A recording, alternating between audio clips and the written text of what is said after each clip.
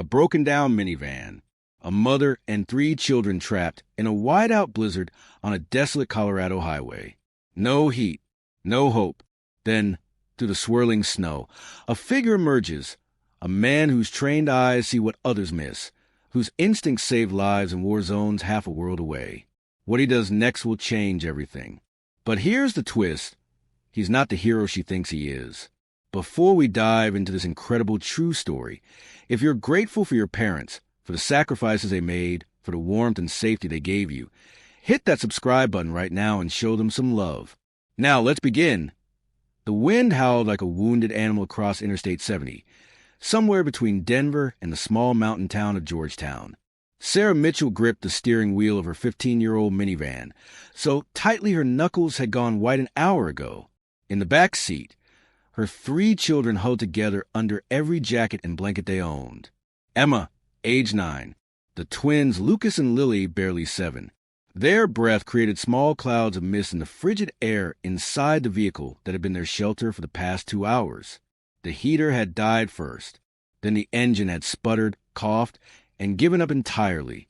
Sarah had managed to coast the van to the shoulder before it became a complete paperweight. She tried her phone a dozen times, but the storm had knocked out the cell towers, and even if it hadn't, her prepaid phone had exactly $11 of credit left. Not enough for a tow truck. Not enough for much of anything. It was December 23rd. They'd been driving to her sister's house in Grand Junction, a Christmas pilgrimage she'd promised the kids after their father died 9 months earlier. Daniel had been a good man, a construction foreman who worked himself to exhaustion to provide for them. The heart attack came without warning on a Tuesday morning. He was 41. The life insurance policy, he thought, he had turned out to have lapsed 3 months before his death. Sarah discovered this when the claim was denied. Suddenly, she was a widow at 37 with 3 children, a mortgage she couldn't afford, and a part-time job at a grocery store that barely covered food. She'd lost the house in August. They'd been living in a cramped apartment ever since, and Sarah worked 2 jobs now, the grocery store during the day and cleaning offices at night. This trip to her sister's was supposed to be a bright spot, a real Christmas. Her sister had bought gifts for the kids. There would be a tree, a turkey, the warmth of family. But now, stranded on this highway with visibility down to maybe 10 feet and the temperature dropping below 0, Sarah wondered if she'd made a terrible mistake. "Mom," Emma's voice was small, frightened. "Are we going to be okay?" Sarah turned to look at her daughter's face, pale and worried in the dim light. She forced a smile that felt like a lie. "Of course, sweetheart. Someone will come help us soon." But even as she said it, she didn't believe it. They hadn't seen another car in over an hour. The storm had emptied the highway. Most people had been smart enough to stay home or find shelter before the worst hit. Only desperate people and fools were out in this. Sarah supposed she qualified as both. She watched the snow pile up on the windshield, each flake another tiny weight, adding to her crushing sense of helplessness. This was how people died, she thought. Not dramatically, not in some sudden catastrophe, but slowly, quietly, from a series of small failures and bad decisions that led to one cold, final moment. Then, through the whiteout, she saw headlights. A large vehicle, moving slowly but steadily through the storm. An SUV, dark-colored, with a kind of solid, purposeful presence that suggested both expense and capability. For a moment, Sarah's heart leaped. Then it sank again. People like that, people with money, with warm cars and full gas tanks, they didn't stop for people like her. They drove past, maybe feeling a twinge of sympathy, maybe not even noticing. But the SUV slowed. Its brake lights glowed red through the snow. Then it stopped, maybe 30 feet ahead of her van. The driver's door opened and a man stepped out. He was tall, broad-shouldered, wearing a heavy winter coat that looked military-grade. He moved with a particular kind of awareness Sarah recognized from somewhere, though she couldn't place it. Her father had moved like that. Steady, alert, purposeful. The man approached her van, leaning down to peer through the driver's side window. Sarah rolled it down a few inches, and the cold rushed in like a living thing. "You folks all right in there?" His voice was deep calm, with a slight southern accent. His eyes scanned the interior of the van, taking in everything, The children, the pile of blankets, the frost forming on the inside of the windows. We okay, Sarah lied, just waiting for the storm to pass. The man's expression didn't change, but something in his eyes told her he knew exactly how not okay they were. Ma'am, with all due respect, your engine's not running, and it's going to be 5 below zero tonight. You can't stay here. Come with me. Sarah hesitated. Every warning her mother had ever given her about strangers flashed through her mind. But Emma was shivering despite the blankets. The twins had stopped complaining, which was somehow worse than if they'd been crying. And this man, whoever he was right. Where? She asked. I've got a place about 6 miles up the road. Small cabin. It's warm, it's safe, and you'll live through the night. That's more than I can guarantee if you stay here. He glanced back at the children. Kids need to get warm. Now.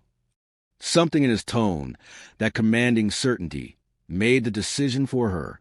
Okay, yes. Thank you. Grab what you need. Be quick. They moved fast. Sarah bundled the kids out of the van, carrying Lily while the man, she still didn't know his name, carried Lucas. Emma clung to Sarah's coat as they trudged through knee-deep snow to the SUV. The interior was blessedly warm, and Sarah nearly cried from the relief of it. The man drove with the same steady competence he'd shown on foot, navigating the treacherous road like it was a minor inconvenience. Name's Jack Reeves, he said, former Navy SEAL. Moved up here after I retired from the service. You? Sarah Mitchell. These are my kids, Emma, Lucas, and Lily. Jack nodded. He didn't ask about a husband, didn't pry. Sarah was grateful for that. The cabin appeared to the snow like something from a postcard. Sturdy, wooden, smoke rising from a chimney. Jack pulled into a clear driveway and helped him inside. The warmth hit Sarah like a physical force. There was a fire crackling in a stone fireplace, comfortable furniture, a small but well-equipped kitchen. There's a guest room upstairs. Jack said, 2 beds. Kids can share one, you take the other. Bathroom stocked. I'll make some food. Sarah wanted to protest, to say they'd be fine, but she was too tired and too grateful. Thank you. Really, I don't know how to. Don't. Jack's voice was firm but not unkind. Just get the kids warmed up. We'll talk after. She did. She got the children into dry clothes from their hastily packed bags, wrapped them in quilts she found in the guest room, and brought them back down to sit by the fire. Jack had made hot chocolate, real hot chocolate, not the powdered stuff, and grilled cheese sandwiches. The kids devoured it like they hadn't eaten in days, which wasn't far from the truth. Money had been tight, and Sarah had been skipping meals to make sure they had enough. After the children fell asleep on the couch, bundled together like puppies, Jack and Sarah sat at the kitchen table. He'd made coffee, strong and black. So, he said, what's your story? Sarah laughed, a tired, bitter sound. You sure you want to hear it? It's not a happy one. Most stories worth telling aren't. So she told him about Daniel, about the insurance policy that wasn't, about losing the house, the 2 jobs, the constant scramble just to keep food on the table and a roof over their heads, about how this trip to her sister's was supposed to be a small piece of normal in a year that had been anything but. Jack listened without interrupting, his eyes on her face, and Sarah had the strange sensation of being truly heard for the first time in months. When she finished, he was quiet for a moment. That's a hell of a load to carry, he said finally. I manage. You do more than manage. You're surviving. That takes strength. Sarah felt tears prick her eyes and blinked them away angrily. She'd cried enough this year. I don't feel strong. I feel like I'm drowning. Jack stood, walked to a drawer, and pulled out a business card. He set it on the table in front of her. Sarah picked it up.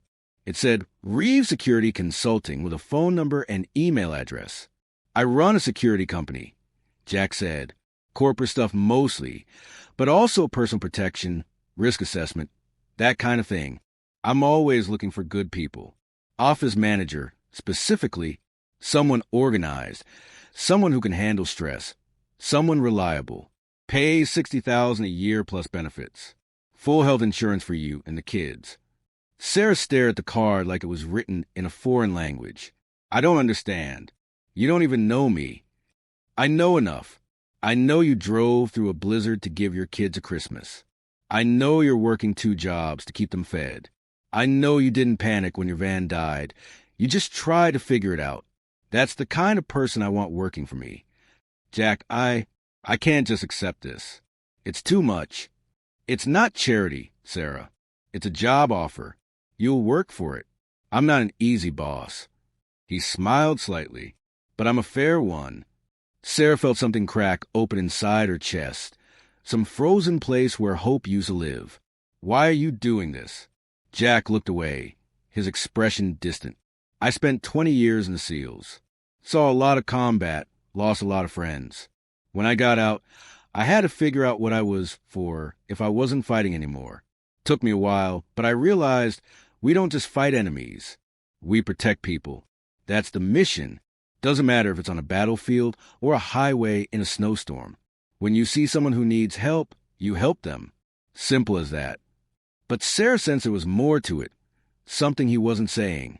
She didn't push. Everyone had their ghosts. They sat in comfortable silence for a while, listening to the storm rage outside and the fire crackle inside. Then Jack spoke again, his voice quieter. My sister died in a car accident 12 years ago. She was a single mom, 2 kids. I was deployed when it happened. Couldn't even make it back for the funeral. Her ex-husband got custody of the kids, but he was a piece of work. Lost track of them after that. He paused. Always wondered if I could have done more, If I'd been around, been there when she needed help. So when I see someone like you trying to do it all alone, I guess I'm trying to make up for what I didn't do then. Sarah reached across the table and put her hand on his. I'm sorry about your sister, but what you're doing for us, it means everything. Jack met her eyes, and something passed between them. Some wordless understanding of shared loss and unexpected grace. The storm raged for 2 more days. Jack kept them fed, warm, and safe. He played board games with the kids, taught Lucas and Lily how to build a proper fire, listened to Emma read from the books she'd brought. Sarah watched him with her children and saw the gentleness beneath the warrior's exterior, the care he took to make them feel safe. On Christmas Eve, Jack produced a small artificial tree from somewhere and set it up in the living room. He and Sarah stayed up late that night, decorating it with ornaments he collected over the years, each one with a story, a memory of places he'd been, people he'd known. When the kids woke up on Christmas morning, there were presents underneath it. Simple things, coloring books, small toys, candy. But Jack had somehow managed to get them, or had them stashed away for no reason Sarah could fathom. The joy on her children's faces was worth more than gold. When the storm finally cleared and the roads were passable, Jack drove them to Grand Junction himself. Sarah's sister greeted them with tears and relief, and Sarah introduced Jack as the man who'd saved their lives. Which was true, even if it wasn't the whole truth. Before he left, Jack pulled Sarah aside. The job offer stands. Give me a call when you're ready to talk details. No pressure, but I meant what I said. Sarah looked at this man who'd appeared in her life like an answer to a prayer she hadn't known how to speak. I'll call you next week. And Jack, thank you for everything. He smiled, a real smile that reached his eyes. Merry Christmas, Sarah. 2 weeks later, Sarah started at Reeves Security Consulting. The job was exactly what Jack had promised, challenging but fair, with enough pay to not just survive but actually live. She found an apartment near the office, enrolled the kids in a good school, and for the first time since Daniel died, she could breathe. But here's the twist that Sarah didn't discover until months later. Jack hadn't just stumbled upon them on that highway.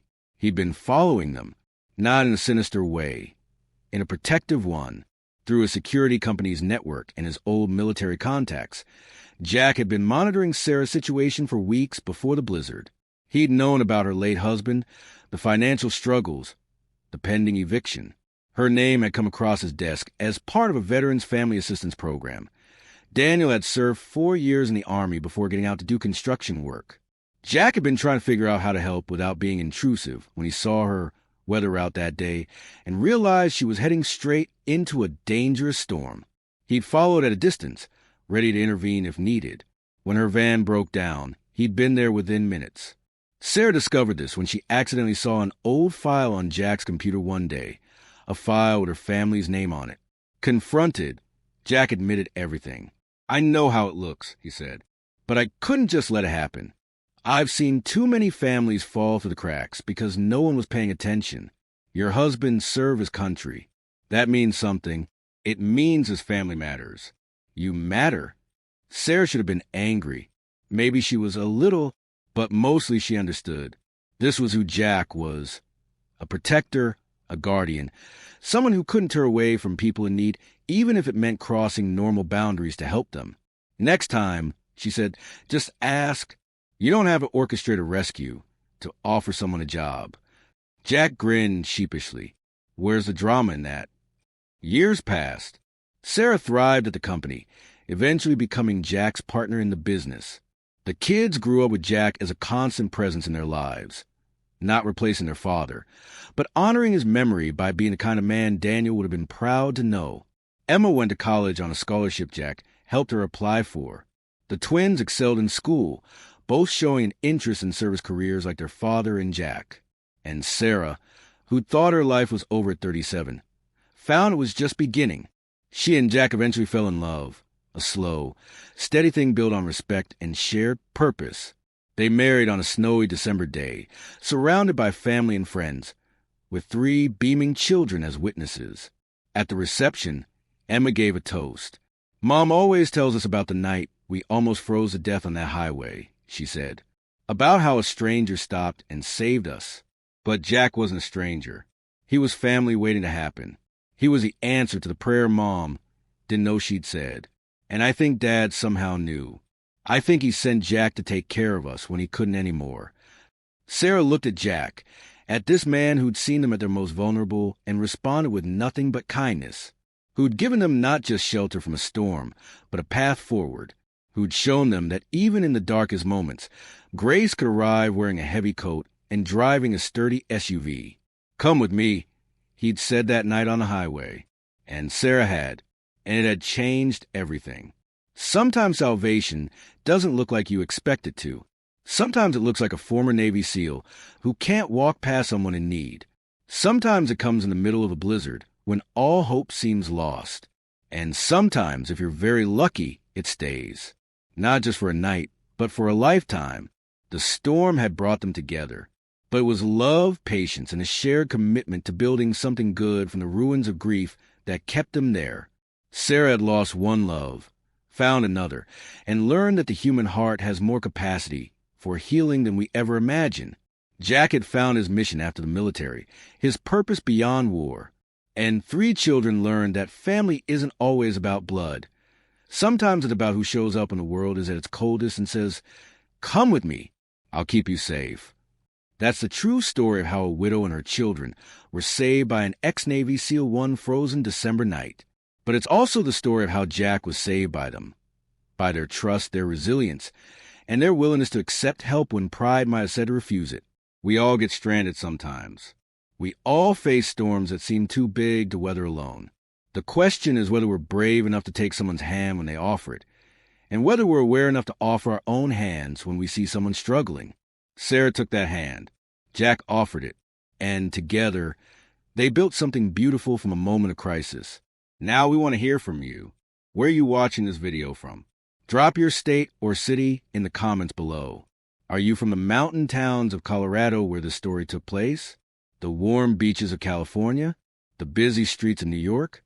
Wherever you are, whatever storms you're facing, remember Sarah and Jack's story. Remember that help can come from unexpected places, and that offering that help or accepting it might just change your life.